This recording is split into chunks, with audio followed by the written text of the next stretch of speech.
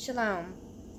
I hope you guys are doing well, and I just wanted to come on here and make a video. I've been just going through some of my papers and trying to decide kind of what to talk about, and just reading papers isn't a lot of fun and probably very interesting to people. So what I'm going to do is just read little parts of this paper and then just talk about it, and then just talk about grief and grieving, and how this is so important when we're talking about these for-profit corporate workers coming in and robbing us of our children, what it's doing to our children, what it's doing to us, and what it's doing to our families and communities. And the suffering, the pain, the agony, all of that is tremendous, and I can't even put words to it.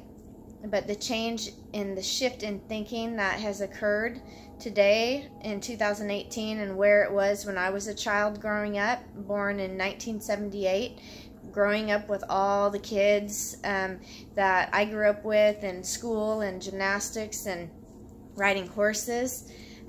All the things we got to do and experienced, and the accidents that we had, and just typical childhood experiences and things that happen, how they were handled at that time, what was done, the legislation that was in place, and how it has changed over time to criminalize parents and to bring abuse and neglect allegations, which aren't even charges in true courts of record, and use them to terminate parental rights or to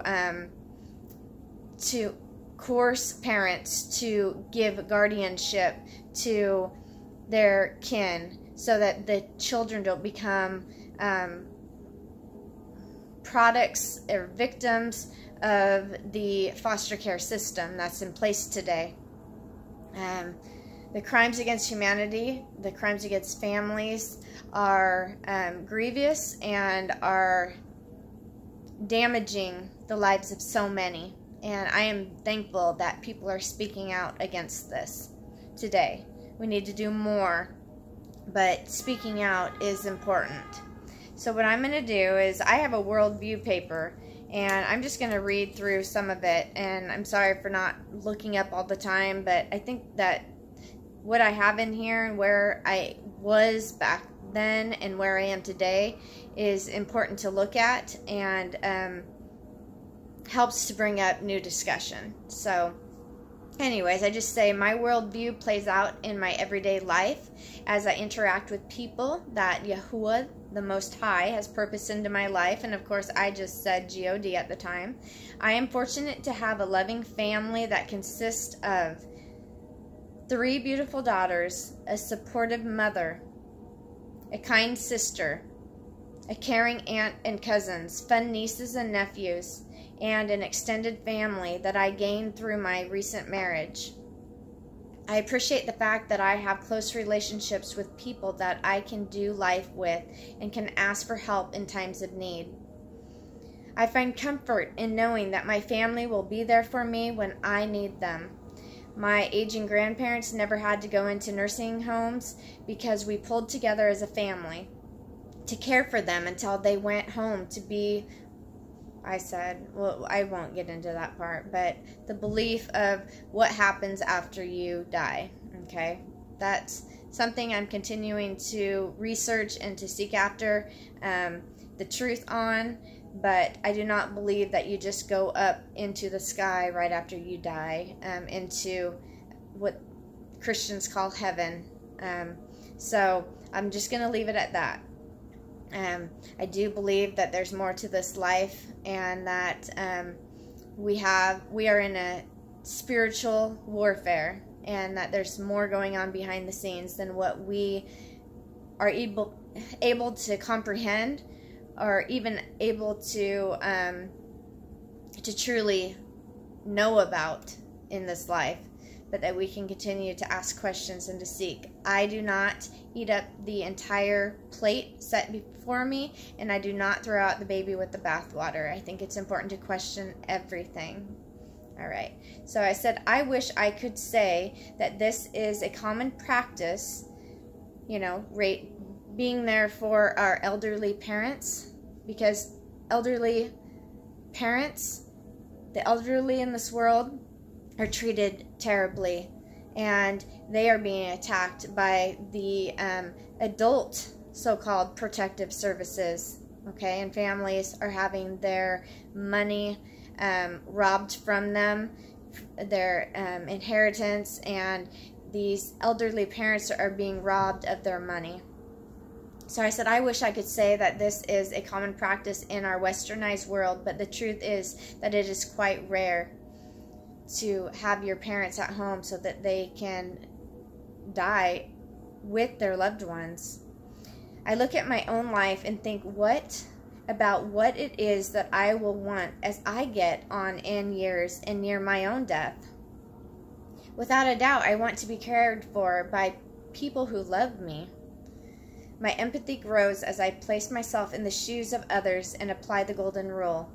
I am coming to understand more and more how difficult it is for people who do not have healthy support systems in place. So a lot has changed since I wrote this paper. My entire life, all the relationships in my life have been damaged. And where I once thought, okay, I'm going to have the support there, and people are going to help me, and I'll never be alone in this, in the sense of having my family right here. That has been negatively impacted by CPS, because before that our life was completely different. Though we still had challenges and struggles, we were close and we had a bond. We didn't agree with everything, but at least we were there. Now, I must say, in this world, as long as you are still staying in alignment with what your family believes in, then it's less, there's less storms and waves. When you start to come out and start to question things, then you start to experience more and more turmoil within relationships, and relationships can be fractured and actually damaged as well. So there's just so many things that have happened since 2014. Let's see, my experiences with my grandparents have grown me in many ways. I have developed a great appreciation for my elders and a desire to serve them. There is such a huge need out there for reaching out to others. It is plain to see that on the one hand, our society is a culture that is in the habit of using up material resources, and yet on the other hand, we fail to utilize the rich resources offered by individuals who have so much wisdom to offer. I aim to be a drop in the bucket that empowers others in their spiritual formation. My experiences have reinforced my beliefs that the most important things in life are the relationships that we build with others. I can invest my time and energy into the desires of this world, or I can invest myself into people. It is by the Most High's favor that I have received an abundance of support and love throughout the years, but I will be honest in saying that I have not always been able to see this.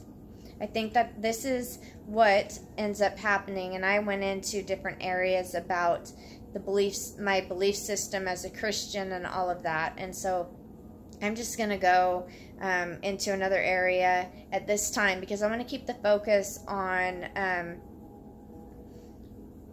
what is going on and how our worldview changes as we continue to seek truth and when things happen to us in our lives. So, let's see. Let's see if I go down here. So this exercise, I had an exercise in one of the classes, and it says, has been especially helpful when working with the population at the Oregon State Penitentiary. The fact is that each and every person has a story to tell, and we can learn from them through these interactions, but the opportunities are not always available. So this person in this book, Kirby Anderson, in the book titled Christian Ethics in Plain Languages, says, a key to fighting crime is to transform the lives of criminals. As a counselor, it is important for me to be able to reach people at a heart level by helping them to process through their open wounds, address their addictions, build healthy support systems, and gain new skills to provide a heart change. Now, a key to fighting crime is to transform the lives of criminals. As I said before, legislation is creating more crimes by passing legislation, tens of thousands of new so-called laws to incriminate people for things that were once normal and okay. So these people who are passing this, when they were growing up, they could do these things, and their parents were able to do these things. Today, how many people who are passing these laws, so-called laws today, and who got to grow up with their families and all of that, would have not had that opportunity, had this legislation and that all of these statutes and codes been enforced and passed as so-called law for people to obey. The world would be a totally different place today had that happened. We would be, well, where we are today, it would be, I can't even put a number on how, or a percentage on how much more suffering and pain would be inflicted upon people, because this delay in this deterioration of families and this attack against families has helped to protect some people, but people don't see that, and so they are now playing a role in robbing others of their natural human rights. Things that, like I said, they themselves would have been taken from their parents would have been taken from their parents, and the list goes on and on. People don't want to see this, but that's what it's becoming more and more. Allegations of neglect and abuse are tearing apart families. There is no justice in these anti-family kangaroo courts or in these for-profit corporate offices where these CPS caseworkers and supervisors come together to create case plans and all this other stuff, and contract with others to do evaluations and all these things. All these people who do evaluations and polygraphs and services, so-called other services, mental health services, or anger management, because you're angry because they have taken your children, and then they turn it around and say that you have an anger problem. All these things that they're doing, these people are working together on the same team. They work for the state.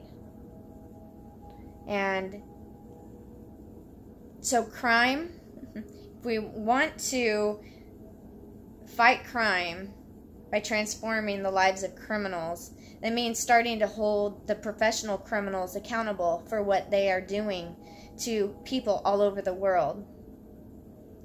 We start where we are in our local communities and in our own so-called nations, and we expose what's going on, and we need to come and help families, come and support them and speak up.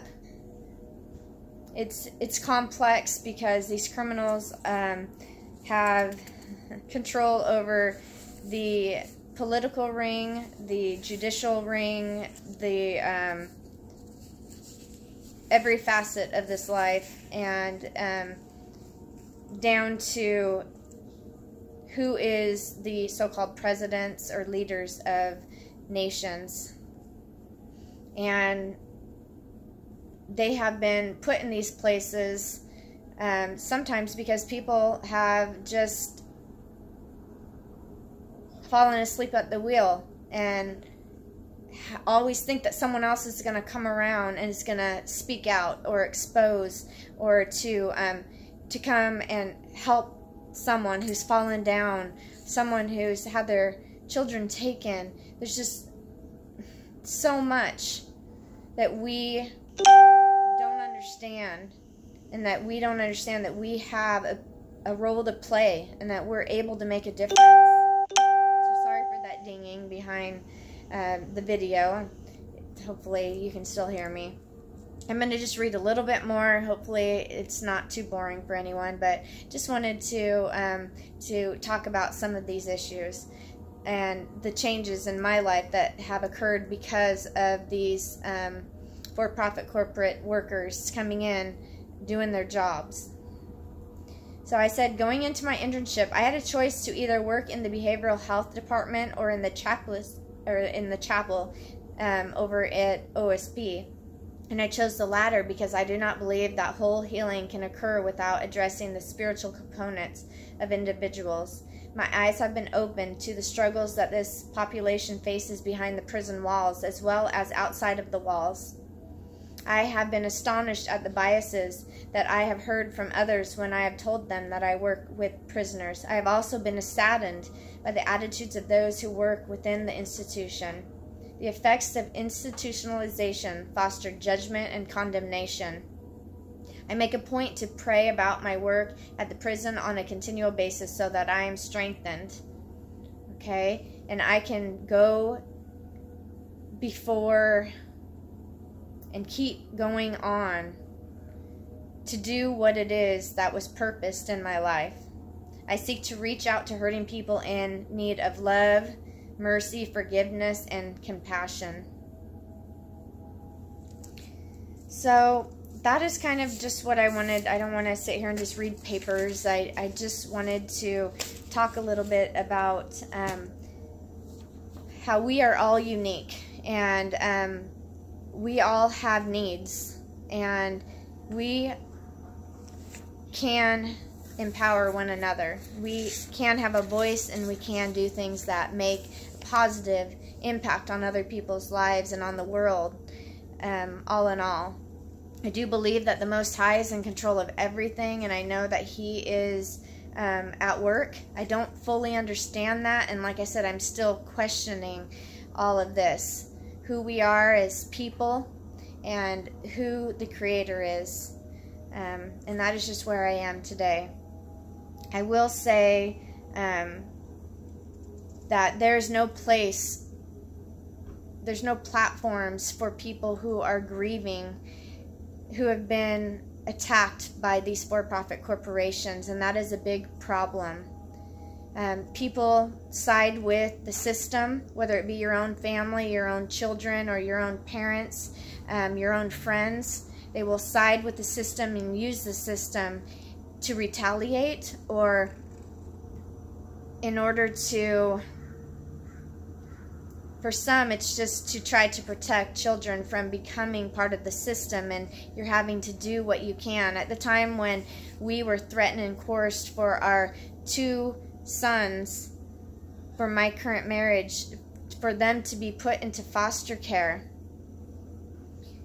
we had both sides of the family trying to fight for them to make sure that they weren't going into the foster care system, and our voices weren't really being heard on any of it, but we were being coerced and forced and threatened. And I have emails about this that I will read about them saying that unless you agree to contract with us, and they didn't use those words, but agree to come in and have us evaluate and open up this assessment on you, and we will put your children into foster care, even though that at that time they were with family members. So the system is not set up to help children or families. It's there to try to charge people with more crimes. And like I said, they don't use that language in these anti-family kangaroo courts. They want to substantiate allegations, and they do so using a preponderance of evidence, which is the lowest standard of proof to tear families apart. How unjust is that?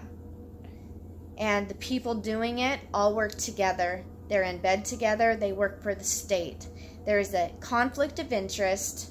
It is not okay. It is unlawful. They don't even follow the laws that are binding in this land. They've used legalese. They've used these unlawful contracts and treason and so much more to usurp what was put in place. The Constitution for, not of, the United States of America, or of, how would you say this? The Constitution for America is a binding contract which can't be broken. And what they've done is they've used corporations and fictional entities to come in and all of these contracts to steal from people, to violate their natural rights, and to destroy the family unit. So how do you destroy a people? You destroy their children, but you make it seem as though you are protecting them and that you care about them, that the best interest of is for the children. And that is not the truth. They're deceptive in this, but that is how you get people to support you and to move forward. So I thank you for listening. I'm going to just continue on. Hopefully this has been helpful to someone, and that you will continue to like and share and subscribe, and to share your own story, to speak out, to video record when people are violating you and others, and to make sure that you are holding people accountable by doing the smallest things. You have to be wise in the system, because they will use retaliation and attack families and your friends and your loved ones. So you do have to be wise, but we can't be fearful. So that is just the start, knowing that you do have a voice and can use it, and that when it comes to grief and grieving, you have a right to grieve, because you have been violated, and your flesh and blood children have been violently severed from you and taken and kidnapped unlawfully by corporations that are incentive driven and who are working under the color of law. Thank you for doing your part. Have a good day. And please just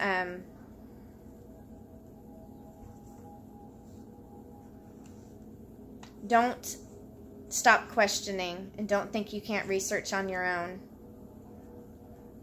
Don't just trust people who have a vested interest in the destruction of families, because it pays for their vacation to the Mediterranean, you know, to